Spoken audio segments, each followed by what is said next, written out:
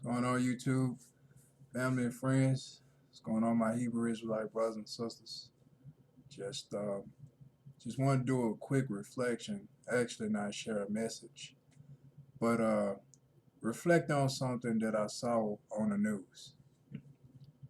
Quite sad, disturbing, and depressing, and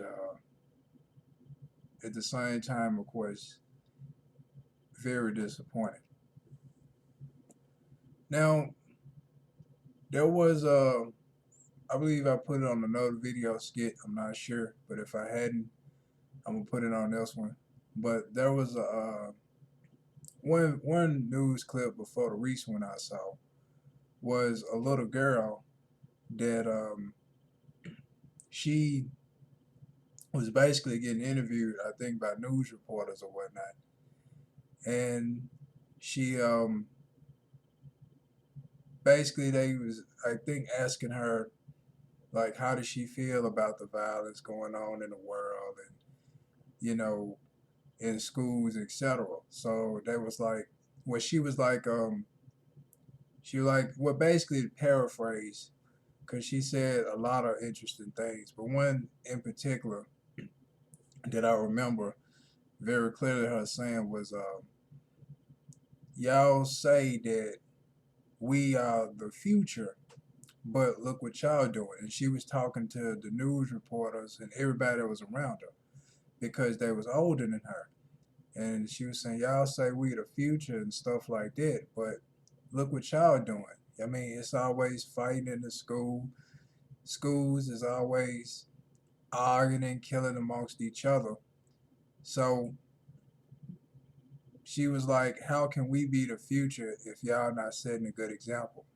She was like, y'all need to set a better example for us. So I think she was like 10, 11 years old. So seeing that, it was like, it upsetted me because I'm like, she's right. You know, the elders do need to set a better example. And when I say elders, that don't necessarily mean you got to be in your 60s and 70s. You could be 30s and 40s, and to 11 or 10-year old, you consider the elder. They consider you a sir or a ma'am, just like a 60 or 70-year old senior citizen. So that was one clip that I saw in particular that was disturbing and upsetting. And I've been saying it. I mean, children can process more than what you think. It's a lot of stuff I remember from my childhood coming up that happened. It's a whole lot of stuff I can remember. It's some things that I saw as a child that I shouldn't have seen as a child, but I have. And things I heard as a child that I shouldn't have heard, but I have. And I'm sure quite a few of us, it's the same thing where we grew up exposed to things as a child that we should have been exposed to, but we have. So children can process more than a lot of adults think because us ourselves being a child at one point in time, and like I said, there's a lot of stuff I can recall that I could have let affected me, but I didn't because God got a hold of me first and showed me my gift, my talent, and my calling. So that's what caused me to go the path I'm on now, which has been very rewarding, very successful. I mean, I can't complain because every battle that I've been through is always a trophy behind it. And that's a message within itself. Every battle you go through is a trophy behind it. And like I said, I cannot complain at all. It's just a wonderful journey so far, and it's still a great journey. I mean, yeah, it's a wonderful journey so far, and currently, so it's an interesting journey. Just put it that way. I don't want to repeat myself differently, but the other thing, real quickly, on the news clip that I saw was there was some kids in a surrender position. They was on their knees with their hands behind their head as if they was about to get arrested. So the police officer he was cruising back, and he saw the kids like this, so he thought it was a joke that they was messing with him. So he got out, and he saw they were still in that position, and he saw these was kids, these probably 12, 13 years old, 11, 12, something like that, around their range. So he was wondering why they was on the ground in a surrender position. And they said, well, we saw it on TV that whenever a police officer come around, a bunch of black kids, that was black, a bunch of black kids that we normally see them in this position. So we figure whenever we see a police officer, that's what we supposed to do. We supposed to automatically get on the ground on our knees with our hands behind our heads. So it bothered the officer because he was black himself. And he was like, no, you don't supposed to do that only when we tell you to, or if somebody that's in trouble. But now you shouldn't be afraid of the police officer. You shouldn't automatically go in that position. So they did, I mean, he talked to him, he got to know him, he introduced himself, and they showed off their trophies. They won trophies in school, I think, and spelling bees and stuff like that. So he was basically, making himself neighborhood friendly, and basically, explaining to him how it really works. So I mean, me seeing it though, it's like, wow, man. I mean, children are already growing up being programmed based off, I wouldn't necessarily say all the injustices, but because some of the situations some blacks get involved in is justice. You know, everybody want to, oh, that's injustice, that's injustice. Now, some should have handled it a lot better than they handled it at first. So, because everybody not mature, some people actually do try to be bigger than the police and end up getting caught up. So, but for them to automatically go in a surrender position as if, hey, when we see a cop, we automatically guilty. It's like they being programmed to automatically know, you know, when a cop come around, I'm guilty.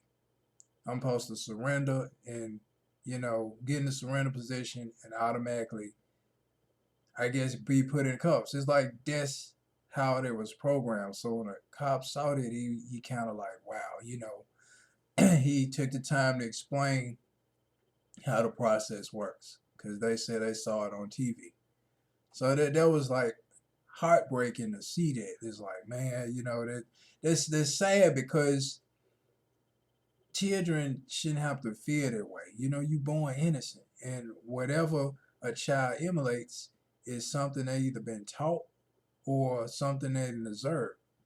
But for them to observe that on television, that automatically puts it in their mind that they're guilty before, or they're innocent before proven guilt. I mean, guilty before proven innocent. So that automatically is being programmed in their mind. I'm guilty before proven innocent. So when I see a police officer, I automatically surrender and act as if I'm guilty, even though I'm not.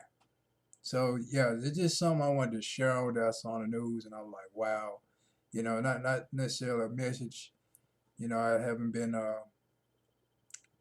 downloaded from up above to share anything in particular, but just wanted to reflect on it. So basically, brothers and sisters, you got children and kids.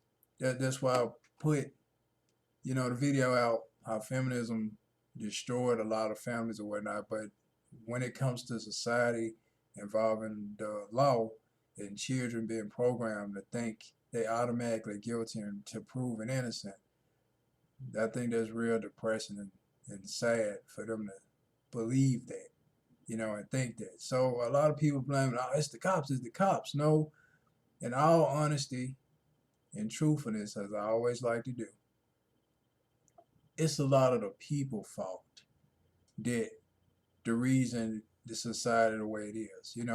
you can't put everything on a police officer. I mean, yeah, some people are innocent bystanders of injustice. I'm not saying every case everybody is guilty. There are some people that's innocent. It's just some people provoke the injustice by being rebellious and antagonistic towards a police officer. And then when that person responds or reacts out of anger, then all of a sudden it's injustice.